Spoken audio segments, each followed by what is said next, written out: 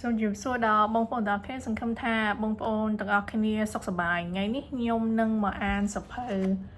Being Peace បន្តពីវីដេអូមុនដែលខ្ញុំបានអានចាប់ផ្ដើមពីដំបូងមកអញ្ចឹងគម្រោងរបស់ខ្ញុំចង់អានម្ដងបន្តិចសង្ឃឹមថាអាចបញ្ចប់ការអានសៀវភៅហ្នឹងព្រោះខ្ញុំស្រឡាញ់សៀវភៅហ្នឹងខ្លាំងមែនតើហើយជាសៀវភៅមួយដែលល្អបើសិនបងប្អូនអាចអានហើយយកទៅអនុវត្តវាជួយជីវិតរបស់យើងបានច្រើនណាស់ចឹងហើយបានជាខ្ញុំមានកម្រងដើម្បីយកអានបន្តទៀតអូខេឥឡូវកុំឲ្យរងចាំយូរអញ្ចឹងយើងទៅអានបន្តទាំងអស់គ្នាបន្តពីអ្វីដែលនៅក្នុងវីដេអូមួយខ្ញុំបានចែកម្លែកជាមួយបងប្អូនទាំងអស់គ្នា From time to time to remind ourselves to relax to be peaceful.We may wish to set aside some time for a retreat, a day of mindfulness, when we can walk slowly, smile, drink tea with a friend, enjoy being together as we are the happiest people on earth. យូរម្ដងយើងគួរតែរំលឹកខ្លួនឯងឲ្យចេះសម្រាកឲ្យមាននៅសេចក្តីស្ងប់សុខឬក៏សេចក្តីសុខសាន្តផែជាយើងគួរតែមានពេលខ្លះដើម្បីយើងអាចចំណាយពេលទៅធ្វើ retreat ហ្នឹងបានន័យថាទៅដូចជាទៅធ្វើយ៉ាងម៉េចដើម្បីឲ្យយើងអាចដូច recharge ខ្លួនឯងមកវិញណាគឺដូចអាចធ្វើ yoga ឬក៏អីចឹងតែនឹងគេហៅថា retreat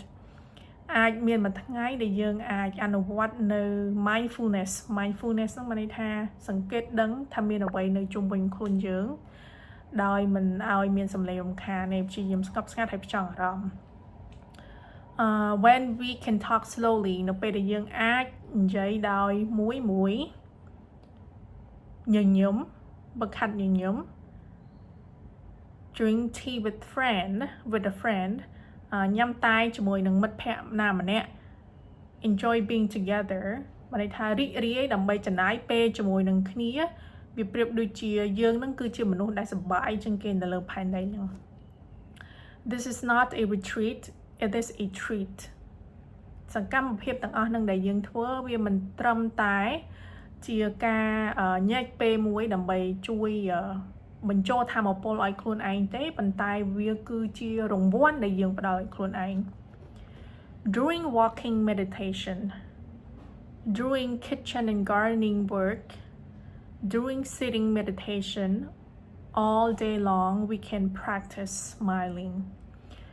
យើងទាំងអស់គ្នាអាចអនុវត្តការញញឹមបានកន្លងពេលដែលយើងធ្វើនៅការយើងដើរដោយផ្ចង់អារម្មណ៍យើងធ្វើការនៅក្នុងផ្ទះបាយឬក៏យើងធ្វើការនៅក្នុងសួនរបស់យើងឬក៏កំឡុងពេលដែលយើងកំពុងតែអង្គុយហើយធ្វើសមាធិអញ្ចឹងពេញមួយថ្ងៃគឺយើងអាច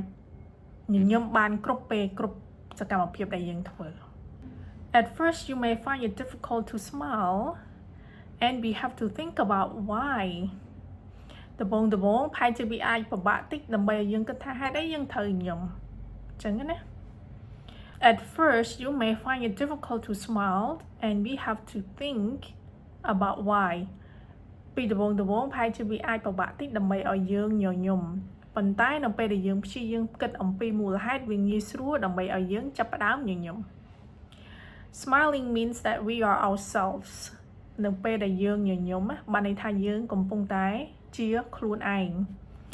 That we have sovereignty over ourselvesថាយើងមានការគ្រប់គ្រងលើខ្លួនឯង that we are not drowned into forgetfulness បានន័យថាយើងមិនបដ ாய் ឲ្យខ្លួនឯងលិចលង់ទៅក្នុងការភ្លេចភ្លាំងទេ This kind of smile can be seen on the faces of Buddhas and Bodhisattvas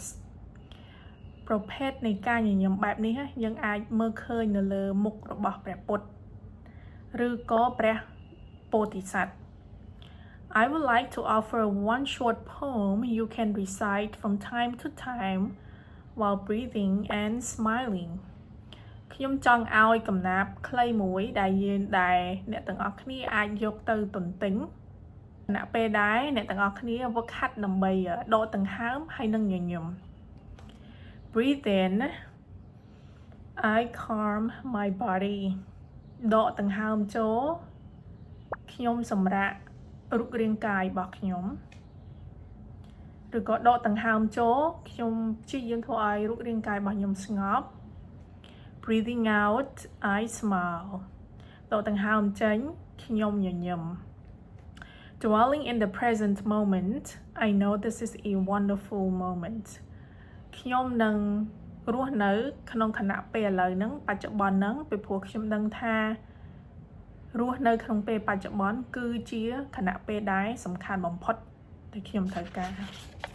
breathing in I calm my body ដកដង្ហើមចូលខ្ញុំធ្វើឲ្យរូបរាងកាយរបស់ខ្ញុំសម្រាក This line is like drinking a glass of ice cold នៅពេលដែលយើងនិយាយឃ្លាហ្នឹងវាប្រៀបដូចជាពេលដែលយើងកំពុងតែញ៉ាំទឹកត្រជាក់មួយកែវអញ្ចឹង You feel the cold the freshness permeate your body យើងមានអារម្មណ៍ដឹងភាពត្រជាក់ហ្នឹងដែលវាធ្វើឲ្យយើងស្រស់ស្រាយនិងវារត់ចូលទៅក្នុងរូបរាងកាយរបស់យើង When I breathe in and recite this line I actually feel the breathing calming my body calming my mind នៅពេលដែលខ្ញុំដកដង្ហើមចូលហើយនិយាយឃ្លានេះតាមពិតទៅខ្ញុំមានអារម្មណ៍ថាខ្ញុំកំពុងតែដកដង្ហើមចូលដើម្បីធ្វើឲ្យរូបរាងកាយរបស់ខ្ញុំស្ងប់ហើយធ្វើឲ្យចិត្តរបស់ខ្ញុំស្ងប់ Breathing out I smile ដកដង្ហើមចេញខ្ញុំញញឹម You know the effect of a smile យើងទាំងអស់គ្នាដឹងហើយអំពីឥទ្ធិពលនៃការញញឹម A smile can relax hundreds of muscles in your face ការញញឹមអាចធ្វើឲ្យសាច់ដុំនៅលើមុខរបស់យើងនឹង relax ឲ្យសម្រួលសាច់ដុំនៅលើមុខរបស់យើង and relax your nervous system ហើយវាជួយឲ្យយើងសម្រួលនៅចិត្តដែលភ័យអារម្មណ៍ដែលភ័យ A smile can make you master of yourself នៅពេលណាដែលយើងញញឹមយើងអាចចេះគ្រប់គ្រងខ្លួនឯងបាន That is why Buddhas and Bodhisattvas are always smiling នេះហើយជាមូលហេតុថាហេតុអ្វីព្រះពុទ្ធនិងព្រះពោធិសត្វតែងតែញញឹម When you smile you realize the wonder of the smile នៅពេលដែលអ្នកញញឹមអ្នកនឹងដឹងអំពីភាពអស្ចារ្យនៃការញញឹម Dwelling in the present moment while I sit here I don't think of somewhere else រស់នៅក្នុងពេលបច្ចុប្បន្នខណៈពេលដែលខ្ញុំអង្គុយនៅទីនេះខ្ញុំមិនគិតអំពីរឿងផ្សេងទេមិនគិតអំពីអនាគតឬក៏អតីតកាលទេ of the future or the past I sit here and I know where I am ខ្ញុំអង្គុយនៅកន្លែងហ្នឹងហើយខ្ញុំដឹងថាខ្ញុំកំពុងតែនៅកន្លែងណា This is very important នេះគឺជារឿងសំខាន់ដែលយើងត្រូវចងចាំហើយដឹង We tend to be alive in the future not now យើងភាគច្រើនណាមានទំនោររស់នៅក្នុងពេលអនាគតកាលប៉ុន្តែអត់រស់នៅក្នុងពេលបច្ចុប្បន្នឥឡូវទេ We say wait until I finish school and get my PhD degree and then I will be really alive ចាំតរហូតដល់ខ្ញុំរៀនចប់សិនរហូតដល់ខ្ញុំរៀនចប់បណ្ឌិតសិនបានខ្ញុំអាចសប្បាយចិត្តបាន really alive ហ្នឹងមានន័យថាខ្ញុំអាចសប្បាយចិត្តបានហើយរស់នៅពេញលេញបាន When we have it and it's not easy to get we say to ourselves I have to wait until I have a job in order to be really alive នៅពេលដែលខ្ញុំមានវាហើយវាមិនងាយស្រួលដើម្បីបានរឿងនឹងមកទេខ្ញុំនិយាយប្រាប់ខ្លួនឯងថាខ្ញុំត្រូវតែរងចាំរហូតដល់ខ្ញុំបានការងារនឹងសិនទើបខ្ញុំអាចដកដង្ហើមបាន When then after the job a car តែធម្មតាដល់ពេលបានការងារនឹងហើយយើងចង់បានមួយទៀតគឺយើងចង់បានឡាន After the car a house បានឡានហើយចង់បានផ្ទះទៀត We are not capable of being alive in the present moment យើងគ្រប់គ្នានឹងមិនទាន់មានសមត្ថភាពដើម្បីរស់នៅក្នុងពេលបច្ចុប្បន្នទេ Now it's not the moment to be alive ដោយសារឥឡូវហ្នឹងខ្ញុំមិនអាចរស់នៅបានទេមិនអាចសប្បាយមិនអាចដកដង្ហើមស្រួលបានទេ We may never be alive at all in our entire life បើសិនចឹងមែនប្រហែលជាមួយជីវិតរបស់យើងនឹងមិនចេះរស់នៅបានស្រួលទេ Therefore the technique if we have to speak of a technique is to be in the present moment ចឹងថាបើយើងនិយាយពីវិធីសាស្ត្រមួយដែលយើងអាចសប្បាយបានឬក៏ដកដង្ហើមស្រួលបានគឺយើងត្រូវតែរស់នៅក្នុងខណៈពេលឥឡូវរស់នៅក្នុងពេលបច្ចុប្បន្ន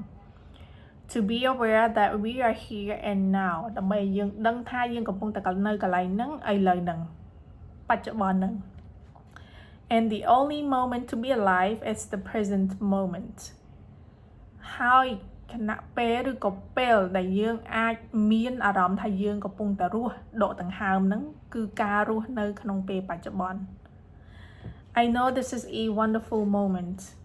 យើងត្រូវនិយាយប្រាប់ខ្លួនឯងថាខណៈពេលឥឡូវហ្នឹងគឺជាពេលដែលអស្ចារ្យជាងគេសម្រាប់យើង This is the moment that is real វាគឺជាខណៈពេលដែលជាខណៈពេលពិត To be here and now and enjoy the present moments is our most important task នៅទីនេះឥឡូវនេះហើយរស់នៅក្នុងពេលបច្ចុប្បន្ននេះហើយរីករាយនឹងពេលបច្ចុប្បន្ននេះនោះហើយគឺជាកិច្ចការដ៏សំខាន់ដែលយើងត្រូវការ Calming, smiling, present moment, wonderful moment. I hope you will try it. សម្រួលអារម្មណ៍ធ្វើឲ្យខ្លួនឯងមានភាពស្ងប់ញញឹមបច្ចុប្បន្នភាពខណៈពេលដល់អស្ចារ្យបំផុតខ្ញុំសង្ឃឹមថាអ្នកនឹងព្យាយាមធ្វើវាបន្ទាប់ពីបានអានហើយនេះជាអ្វីដែលខ្ញុំចង់សម្រួលឬក៏សរុបមកវិញថាម៉េចបានន័យថាគាត់ចង់ឲ្យយើងទាំងអស់គ្នានឹងរៀនរស់នៅក្នុងពេលបច្ចុប្បន្នហ្នឹងកុំគិតថាតចាំពេលខ្ញុំមាននេះមាននោះបាទខ្ញុំសប្បាយឬក៏និយាយមិនអញ្ចឹងថាមិនរៀនទៅតខ្ញុំរៀនចប់បាទខ្ញុំអាចសប្បាយបានតខ្ញុំរៀនចប់បណ្ឌិតសិនបាទខ្ញុំអាចសប្បាយបានប៉ុន្តែគាត់ថាវាអត់មានពេលចេះចប់ពេលទៅចប់ហើយយើងនឹកឃើញអូត្រូវរកការងារល្អធ្វើបានការងារល្អហើយអូតខ្ញុំមានឡានបាទខ្ញុំសប្បាយបានឡានមកហើយតខ្ញុំមានផ្ទះបាទខ្ញុំសប្បាយអញ្ចឹងគាត់ថាបើសិនជាយើងរស់នៅតែក្នុងពេលអនាគតបែបហ្នឹងចាំខ្ញុំមាននេះមាននោះបាទខ្ញុំសប្បាយអញ្ចឹងគាត់ថាយើងនឹងមិនសប្បាយទេព្រោះមនុស្សយើងយ៉ាងម៉េចដូចយើងនឹកឃើញរឿងខ្មែរយើងមួយគឺចៅចាក់ស្មុកតោះខ្ញុំបាននេះបាននោះអញ្ចឹងណាតែយូរទៅគឺយើងអត់អាចបំពេញចំណងខ្លួនឯងបានទេអញ្ចឹងគាត់ចង់បង្រៀនយើងថាម៉េចថាមនុស្សយើងតែងតែមានមហិច្ឆតាចង់បានមិនចេះឈប់ប៉ុន្តែរំពេចណានៅពេលដែលយើងបញ្ឈប់គំនិតរស់នៅអនាគតកាលបញ្ឈប់គំនិតតខ្ញុំបាននេះបាននោះបាទខ្ញុំសប្បាយហើយគិតអំពីពេលឥឡូវបច្ចុប្បន្ននឹងវិញថាពេលខ្ញុំកំពុងដកដង្ហើមនេះគឺខ្ញុំអាចសប្បាយបានហើយមិនថាមានរឿងអីកើតឡើងអូខ្ញុំកំពុងតែអង្គុយនឹងខ្ញុំអាចមើលបានខ្ញុំមានបាយញ៉ាំឬក៏អីអានឹងហើយជាគណៈពេលដែលខ្ញុំអាចសប្បាយបានអញ្ចឹងគាត់ថាកុំឲ្យយើងរស់នៅក្នុងអតីតកាលឬក៏អនាគតកាលប៉ុន្តែឲ្យយើងរស់នៅក្នុងពេលបច្ចុប្បន្ននៅពេលដែលយើងរស់នៅក្នុងពេលបច្ចុប្បន្នយើងអនុវត្តសមាធិហើយផ្ចង់អារម្មណ៍ថាដឹងថាមានអ្វីនៅជុំវិញខ្លួនយើងខណៈពេលនោះហើយដែលយើងនឹងមានភាពសប្បាយរីករាយកុំចាំវាអត់ចាំទេព្រោះយើងត្រូវរស់នៅពេលឥឡូវហ្នឹងកាលណាយើងចាំយើងនឹងមិនបានអ្វីដែលយើងចាំហ្នឹងទេរស់នៅដោយអនុវត្តនៅការសមាធិនិងចង់អារម្មណ៍ដូចគាត់និយាយហើយសង្កេតនិងដឹងអំពីអ្វីដែលមាននៅជុំវិញខ្លួនយើងជួបគ្នានៅក្នុងវីដេអូក្រោយអានបន្តសភៅនឹងទៀតអរគុណច្រើន